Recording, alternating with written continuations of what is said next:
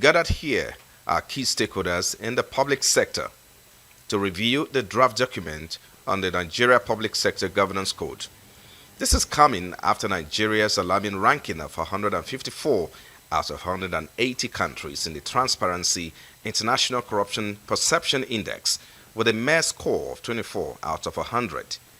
At the heart of this engagement is the need to foster better governance practices in Nigeria's public sector, a move driven by the Financial Reporting Council of Nigeria. Some of the speakers underscored the importance of the new code in addressing long-standing issues of transparency and accountability in the public sector. And essentially is to provide a code that defines us as public enterprise entities or public sector entities.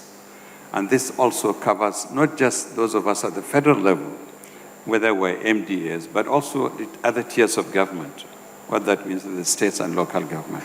Of course, it's a big task for us to get every tiers of government to sign off to this. We're of the view that the code should explicitly reinforce adherence of the principles of fiscal responsibility. It should be a practice that will definitely help in curbing corruption. The new governance code represents a strategic response to persistent governance challenges confronting public sector performance. Following a previous unsuccessful attempt in 2016, the agency spearheading the reforms now appears determined to address the misuse of public funds, promote ethical conduct in public sector organizations, and position Nigeria as a credible partner for international collaboration via this code. Today is a stakeholder engagement for the Nigerian Public Sector Governance Code.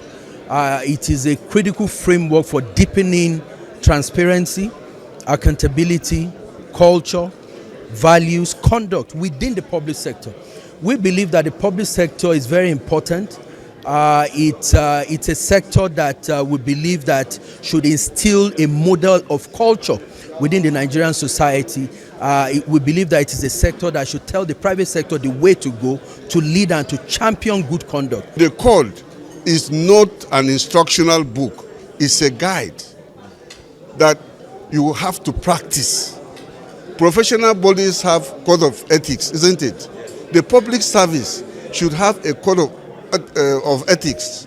So it's not going to have any conflict with any existing law.